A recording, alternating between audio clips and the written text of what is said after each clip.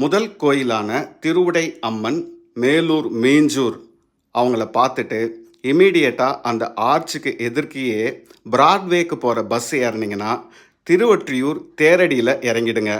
தேரடி அப்படிங்கிறதே கோயிலுக்கான ஸ்டாப்பிங் தான். அங்கே பார்த்தீங்கனாலே உங்களுக்கு தெரியும், வடிவுடை அம்மன் கோயில் செல்லும் வழின்னு போட்டிருப்பாங்க.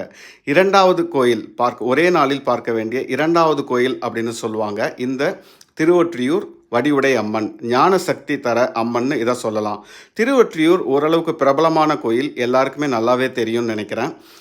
கோயிலுக்கு உள்ளே போன உடனே வலது பக்கம் இமீடியட்டாக நாம் பார்க்க வேண்டிய வடிவுடை அம்மன் இருப்பாங்க.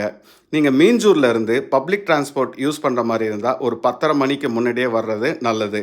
இந்த வடிவுடை அம்மனை பார்த்ததுக்கப்புறம் திருவொற்றியூர் கோயில் ரொம்ப பெருசு. அங்கே இருக்க தியாகராஜ சுவாமி, திருவொற்றியூர் ஈஸ்வரர் அப்படின்னு எல்லா சாமியுமே அதுக்கப்புறம் பாருங்கள்.